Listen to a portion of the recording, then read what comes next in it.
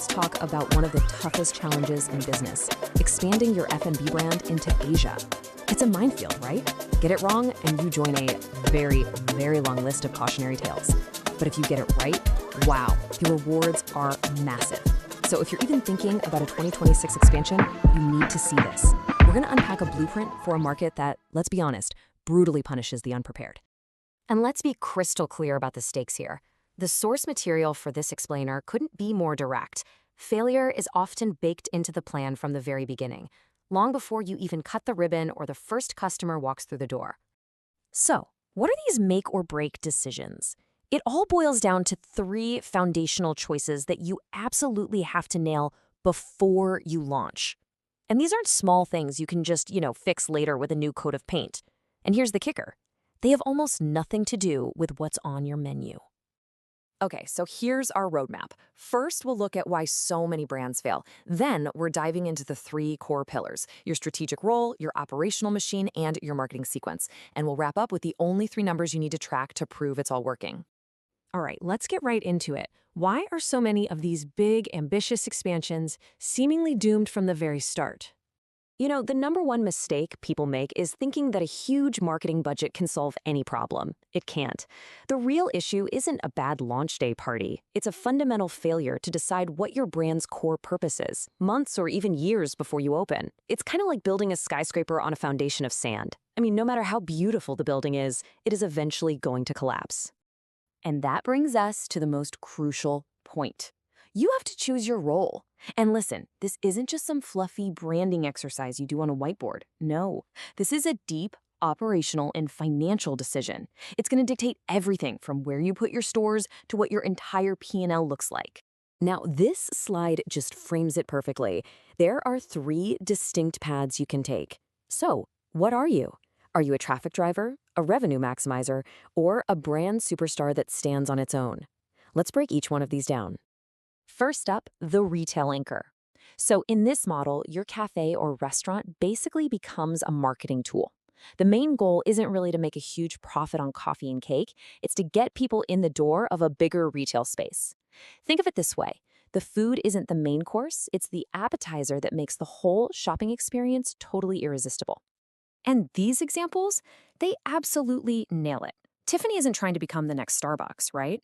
They're using that iconic blue box cafe to turn their Ginza flagship into a destination. Same thing with Ralph Lauren. They use coffee to get a new generation of shoppers to hang out longer and hopefully spend more money in their store. Okay, role number 2 is all about squeezing every last drop of juice from the lemon. It's about maximizing your average unit value, or AUV. You're layering new products, new services, new revenue streams, all on top of your existing business. And here's the key part, all within the same physical footprint. So you get more revenue without paying for more expensive real estate. And you can see how the giants play this game. Starbucks in China is a masterclass. It's not just a coffee shop, it's a whole retail experience. And McDonald's, well, their McCafe strategy is just brilliant. They literally bolted on a whole new high-margin business to thousands of restaurants they already had. Minimal new costs, maximum new revenue. It's genius. Now, the third role, this is the holy grail for a lot of brands. We're talking about pure, unadulterated brand power. This is where your brand is so strong it becomes a destination all by itself. You don't need a mall to bring you traffic, you are the traffic. People don't just go there to eat, they make a pilgrimage. And the numbers here are just staggering. Look at this. Just 7 Five Guys locations in Korea are in the global top 10 for sales, out of nearly 2,000 restaurants worldwide. Seriously, let that sink in for a second. This is proof that if your product and your operations are truly elite, you can become your own anchor. So you've picked your strategic role. Awesome. But that choice is totally meaningless if your operational machine can't deliver on the promise. A world-class brand with B-level operations, it's going to fail every single time. So this next part is all about building the engine to actually power your strategy. And one of the very first decisions you have to make is about control versus speed.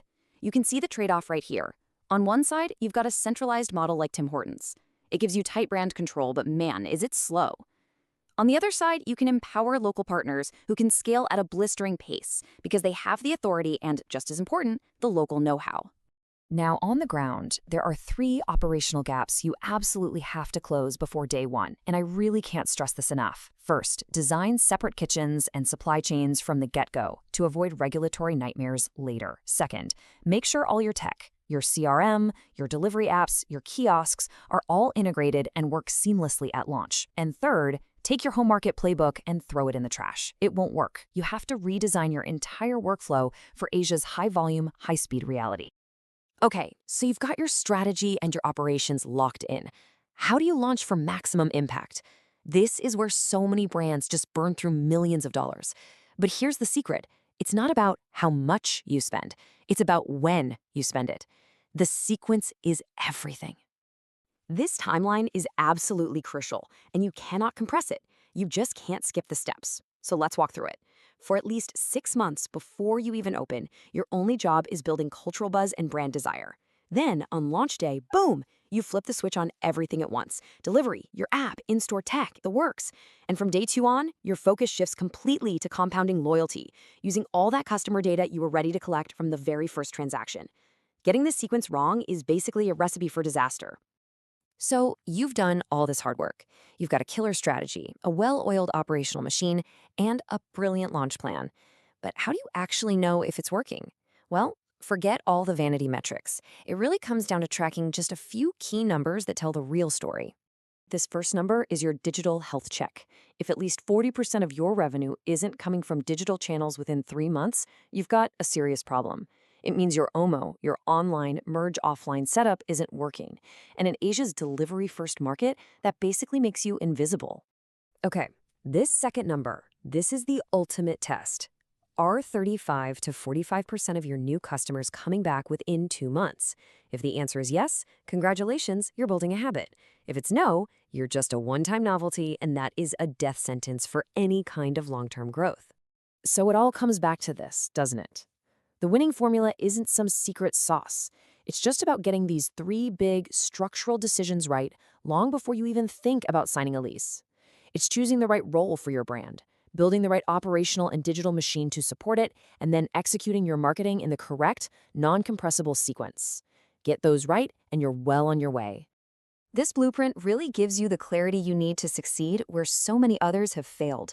So the final question isn't if you should expand, but how truly prepared you are. As you think about your 2026 plans, which of these critical decisions have you already locked in? Your answer won't just determine your future, it's going to define it.